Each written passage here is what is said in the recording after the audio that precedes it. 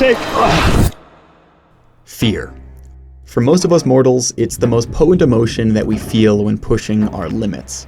Determining how we deal with it when we find ourselves in scary situations is an important step in progressing as climbers and as humans. Giving into fear puts us in panic mode, where we can freeze up or make rushed decisions. But managing fear, maintaining neutrality despite its presence, can actually allow us to do things we never thought we'd be capable of. This is the story of a climb that scared the living shit out of me and helped me define my relationship with fear.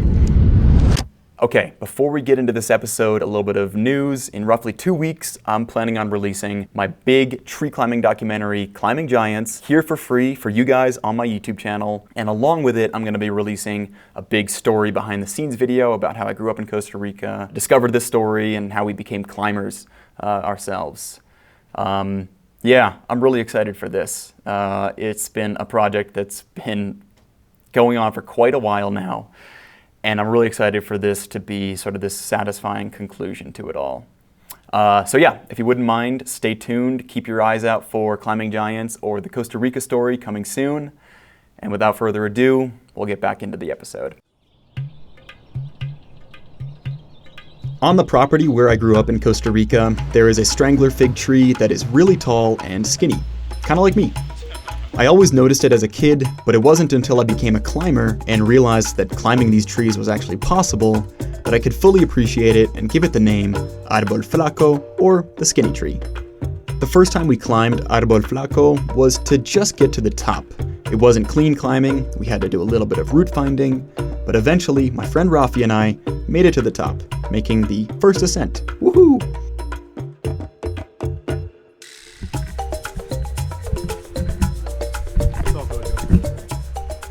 We had taken the easiest route up, climbing this front side for the first half, and then when the tree starts to overhang, moving around the side and continuing on pretty good holds. The only real challenging part of this easy route is having to pull yourself through this thicket of dead plants. Quite tight. No. Wonderful. Woo!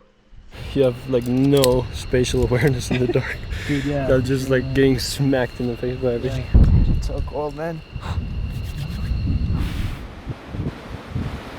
Over the years, we'd climbed this easy route countless times, but naturally we started craving more of a challenge. Staying on this front side of the tree the whole way would mean climbing the last 30 feet of full overhang. It looked hard, uncertain, and scary.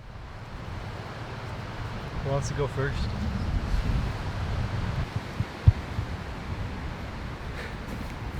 Izzy, one of the strongest climbers in our crew, decided to go first.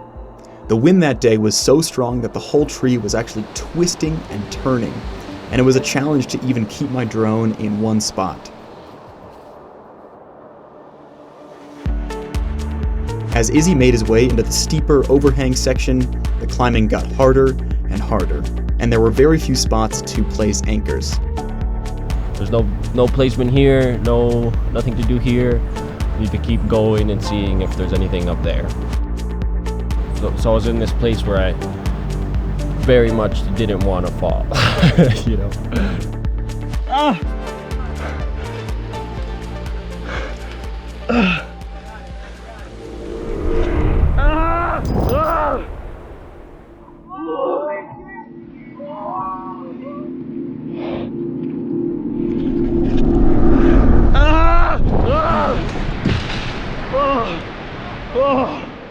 Oh my god.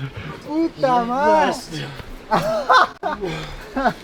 My wife had suelo más. Yo no quiero estar aquí, bro. Wow. Dude.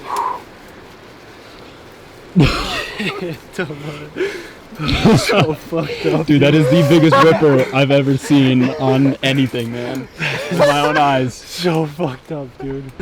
I just kept seeing the tree move up and up, and I'm like, what the fuck, dude? Dude, holy shit. Mae, Qué jeta, rasta. escalar con tanta cuerda debajo de uno, mae, es un trip, mae. Was there just nowhere to place an anchor? No, nothing, not even the monkey fist. Every time I was like, this is all the energy I have. And I was like, this is all the energy I have. It was like, fuck, dude. Oh, so fucked up, man. Sure, the biggest fall I've taken, but more than anything, like the most I've had to push myself mentally to stay on a tree, you know. All right, my turn.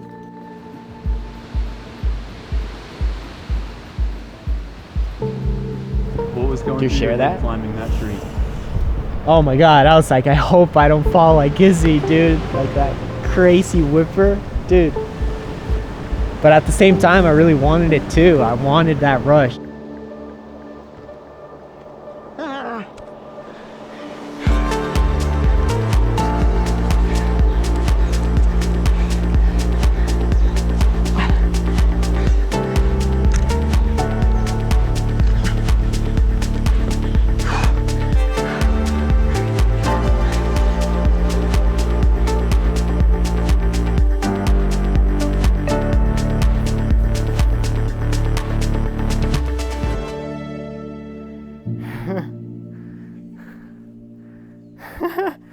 Woo.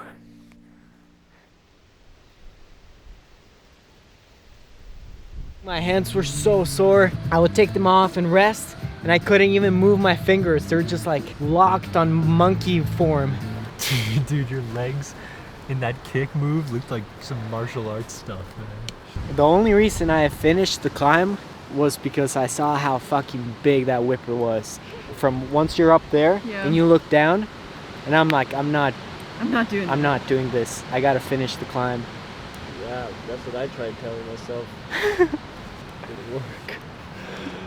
Dude. So windy that I could see the tree trunk warping. Like the tree trunk was doing this. I was like, I gotta get out of here. I was like, at any moment, it's just gonna do this. All right, dude. After watching both Izzy and Rafi on their epic attempts, I wanted to see if I could do it. Conditions had calmed down as the sun set, but I was still incredibly nervous when tying in. Up until this point, as a climber, I hadn't really tried many hard, scary climbs like this. I had chosen routes that were well protected and on the easier side. So this climb would be a major step outside of my comfort zone. Just as the tree starts to overhang, there is this hole big enough to cram your entire body in, rest, and consider what you are about to do. I call this the fear cave because you hear the loud echoing of your own pounding heart and become very aware of how scared you are.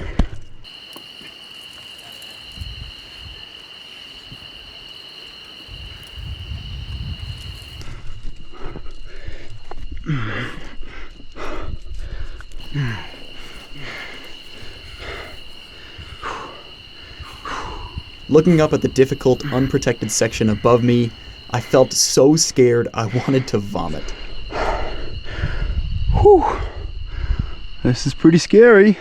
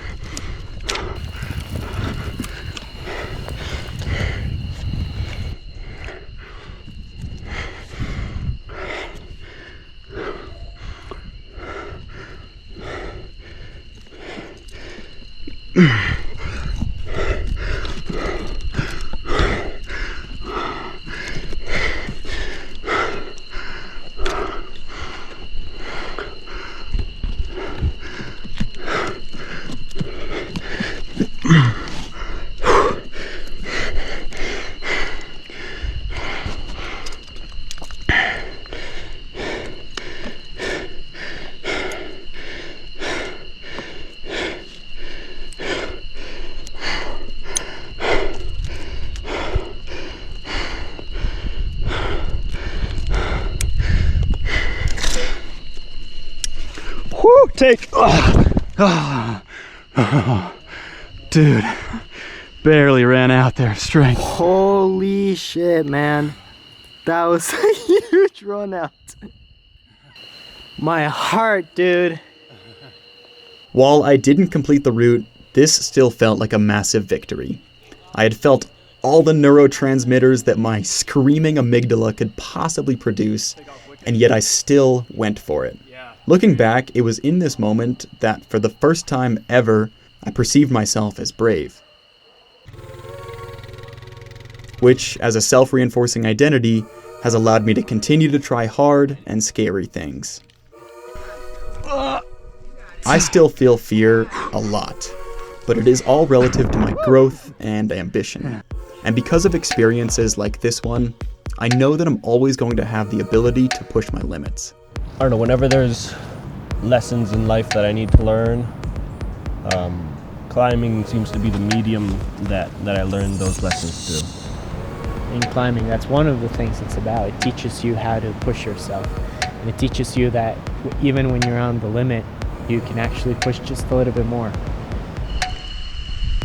And as a cherry on top, 1 year later, on a trip back, I was able to do the full route, bottom to top.